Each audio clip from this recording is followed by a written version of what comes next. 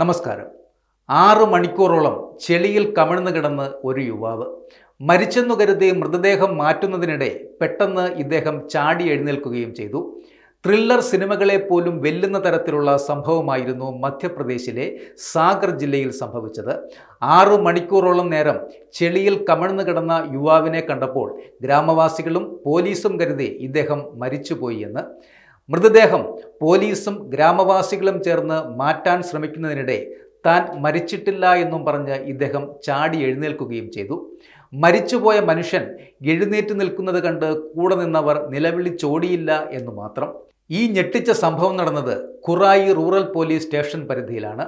കഴിഞ്ഞ ദിവസം ഉച്ചയ്ക്കായിരുന്നു ധനോറ ബാങ്കരിയ ഗ്രാമങ്ങൾക്കിടയിലുള്ള റോഡരികിൽ ഒരു യുവാവിൻ്റെ മൃതദേഹം ചെളിയിൽ കമിഴ്ന്നു കിടക്കുന്നുണ്ട് എന്ന് പോലീസിന് വിവരം ലഭിക്കുന്നത്. മണിക്കൂറുകളോളം അനങ്ങാതെ കിടന്നതോടെ മരിച്ചെന്നായിരുന്നു എല്ലാവരും കരുതിയതും. വിവരമറിഞ്ഞ ഉടൻ police station incharge Hukum Singh police സംഘത്തോടൊപ്പം സംഭവസ്ഥലത്തേക്ക് പാഞ്ഞെത്തി. മൃതദേഹം കൊണ്ടുപോകുവാനായി വാഹനവും ഇതിനു പിന്നാലെ എത്തുകയും ചെയ്തു. ഉദ്യോഗസ്ഥരും ഗ്രാമവാസികളും മൃതദേഹം എടുക്കുവാൻ കുനിഞ്ഞതും മരിച്ച മനുഷ്യൻ അതാ ഉയർത്തെഴുന്നേറ്റ് നിൽക്കുന്നു. ഉടൻ തന്നെ വിറയാർന്ന ശബ്ദത്തിൽ ഇയാൾ പോലീസിനെ നോക്കി സാബ് ഞാൻ മരിച്ചിട്ടില്ല എന്ന് പറയുകയും ചെയ്തു.